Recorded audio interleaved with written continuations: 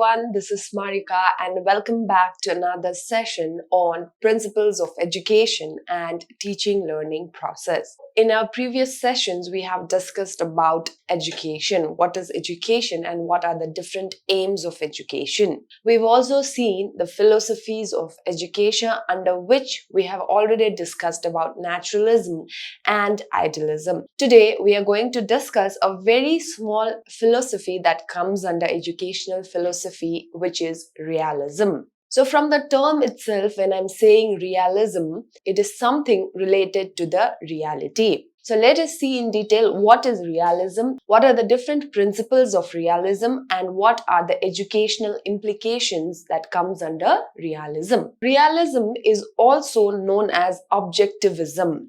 And basically, realism, it opposes the idea of idealism. So in idealism, we have seen it is the study of man and his mind. In realism, it is seen that realism opposes the ideas or the process of idealism. And in realism, the point of view on spirituality is totally different from that which is stated by idealism. Realism emphasizes on everyday life truth, which means it believes that every day, whatever worldly realities are happening, whatever is happening in the world in real, are the true sense of being a human. Scientific development has led to the rise of realism. So realism is something that is based, that has a scientific background. Various examinations and experiments were conducted, and according to those experiments and examination and observation, whatever was found true and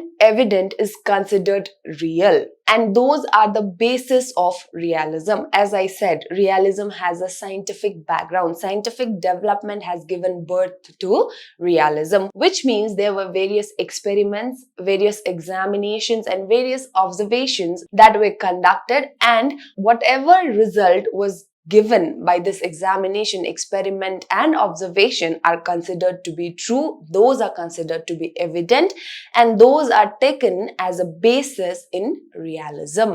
Now, when we talk about realism, we said it is associated with the truth or worldly truth. Realism is basically associated with men and the society, because a man lives in society. A man spends every day in a society, in a community. Since realism is based on everyday truth or worldly truth, whatever happens in the real world, whatever happens to the man in the society, in the community, is considered to be the basis for realism. Now, realism makes any human being understand and enjoy the true sense of happiness or true sense of joy. It helps a human being to understand what is the society, what actually is the society that we live in. And it helps people to understand what is real joy. So what is realism? Realism is also known as objectivism. And the ideas of realism opposes the ideas of idealism. Especially the spiritual view of idealism is totally different from what realism believes in. Now, realism is not based on any general idea that was given or proposed by any human being, but it is based on various scientific developments. As I said, various experiments and examinations were conducted, and whatever was found to be evident, whatever was found to be true, were considered the basis of realism. Realism helps the human being to understand the society better. Through realism, people understand multi-dimensional joy of life. Moving on, let us see what are the principles of realism. The first principle of realism says that worldly realities are true. So as we have discussed in the introduction, realism believes in the worldly reality, what is happening in real life, what is happening in and around the world. So realism, they believe in worldly reality. They believe that only those experiences and only those things happening in real world are true. Now, it does not believe in the existence of absolute truth. In idealism or naturalism, they believed that they had an idea that nature was everything. Nature was a grand book. This is some kind of idea that naturalists had. In idealism, we have discussed that spiritual being of human, the spiritual aspect of human was given importance too. So these are ideas of people that were proposed and that were brought forward. But in realism, there is a belief that nothing like an absolute truth exists. Only the real world and the real activities happening in the real world are true. They do not believe in any kind of existence of any absolute truth. Next principle we have is it accepts only the sensory experiences of the real world are true. Which means, again, whatever a human being is able to experience through his senses are true. The next principle says that in realism, a human being or a man looked upon like a physical being that is being controlled by certain rules and laws. It believes that a human being is a physical being and it is controlled by certain rules and certain laws, which is totally opposite to what idealism believes. Idealism believes that human being is a spiritual being, a moral being. Here they believe that a human being is a physical being and they are controlled by certain rules and certain laws. And finally, they believe that real knowledge is obtained by analyzing and experiencing. So as we have been seeing from the introduction, in realism, they believe on daily experiences. They believe on what is actually happening and what is experienced by human being. Real knowledge is only and only obtained by experiencing certain things and analyzing things that happens in real world. These are the 5 basic principles of realism. So in realism, it is believed that a human being is a physical being. They believe only in the worldly realities that happens in a day-to-day life, in everyday life. Do not believe in existence of any kind of truth. And they believe whatever knowledge is to be obtained, that cannot be obtained by any other way, but only through experiencing certain things and analyzing certain things. These are the various principles of realism. Next, we are going to see what are the educational implications of realism. Now, the first one under educational implication is realism and aims of education. There are basically 6 main aims of education that is suggested by realism. What are those aims of education? The first one says preparation of the child for real life. They believe in preparing the child for real life. Through education, they believe that education is the means to prepare a child for facing the realities of life. The next aim of education in realism is to prepare the child for a happy and successful life. The next aim of education in realism is to foster physical and mental development in a child. We've seen this aspect in every different philosophies. To develop, to foster the physical well-being, to develop the physical and mental ability of the child. Next aim is developing and training of senses. They believe in sensory experiences. They believe that through education there is development and training of senses of the child. Next, we have providing vocational training. And finally, we have making the child familiar with the social environment and also with nature. The aims of education that we have discussed in the first session, where we spoke about general aims of education, are quite similar to the aims of realism. In realism, they do not prepare children for being a spiritual being or a moral being. They prepare children for real life so that they can have a happy, healthy and successful life. Education in realism also aims at developing the physical and mental well-being of the child. It also trains the child to be independent and to be self-sufficient, which is vocational training. And also through education, the child is made familiar with the nature and the society. In realism also, it is believed to have a successful and happy life, education is the medium. Through education, one can achieve a happy, a comfortable and a successful life. Basic aim of education in realism is to bring happiness into the life of an individual. In realism, it also emphasizes and focuses on strengthening the wisdom and decision-making capabilities of an individual. They believe on strengthening the wisdom and power of decision-making. So as we have discussed, in realism, they prepare children for real life. They believe whatever is happening in real life are actually true aspect of a human being or a true aspect of living a life. The wisdom of an individual, and because the individual lives in a day-to-day life, the worldly truths has to be analyzed and correct decision has to be made for the individual to be happy. They also focus on developing the problem-solving skills of an individual. And finally, the aim of education is also to make sure that the education develops the capability of the individual. What kind of capabilities?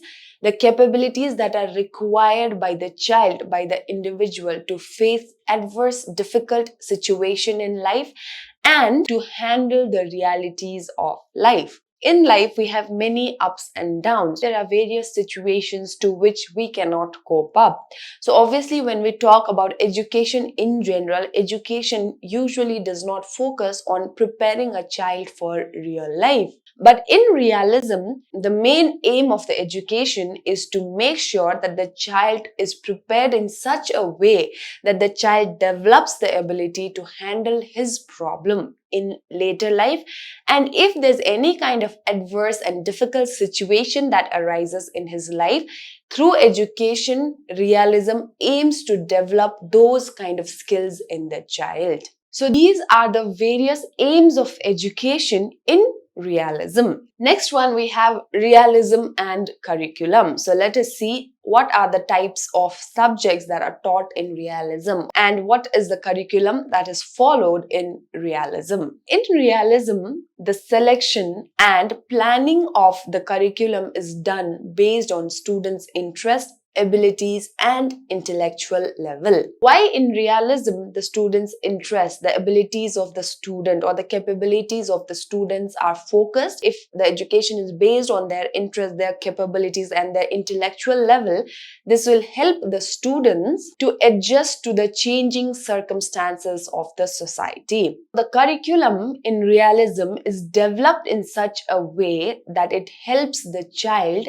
to adjust to the day-to-day life changes in the society. So according to the needs of daily life, students must adjust. The curriculum is developed in such a way which will help the students adjust to those needs and problems of daily life. In realistic educational system, it focuses on subjects like science, vocational training, language, mathematics, and hygiene. These are the various subjects that are taught in realism, that are found in the curriculum of realism, realistic educational system. Now, realistic educational system or the realistic curriculum focuses on providing subjects and activities that can prepare the child to live a daily life. For day-to-day living, what is required for the child?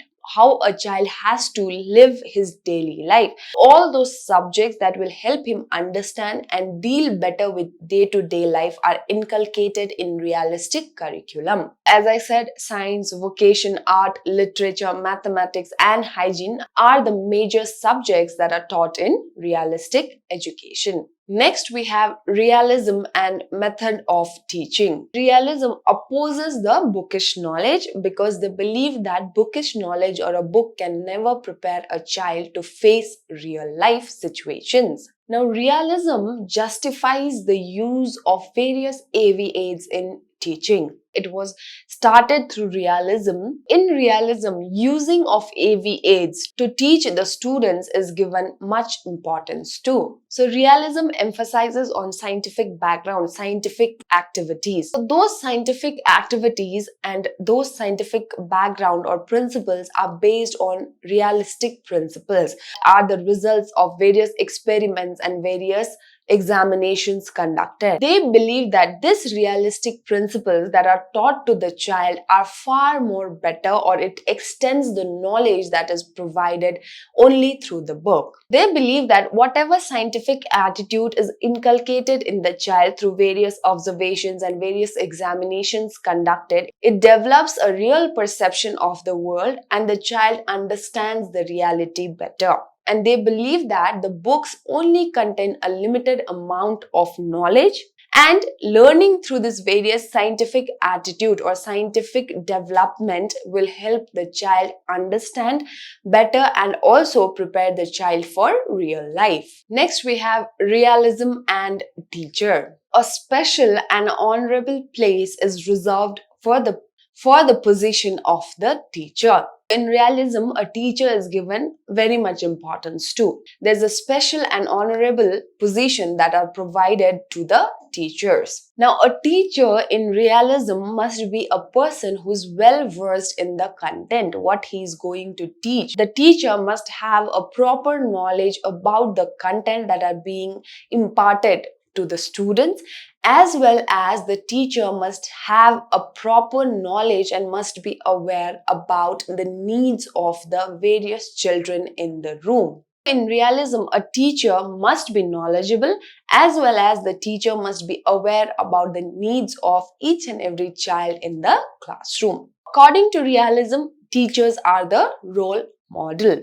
Realism focuses on the reality of life. It only believes the worldly truth, whatever is experienced by an individual are true. Now, the teachers are the role model, and the teacher must be skillful, must be able to demonstrate to the students the vocational skills required to live a life. So, the teacher must show to the student how they are earning their livelihood. What are the different ways to earn livelihood? They must be a role model, specially to develop the vocational skills of the learners.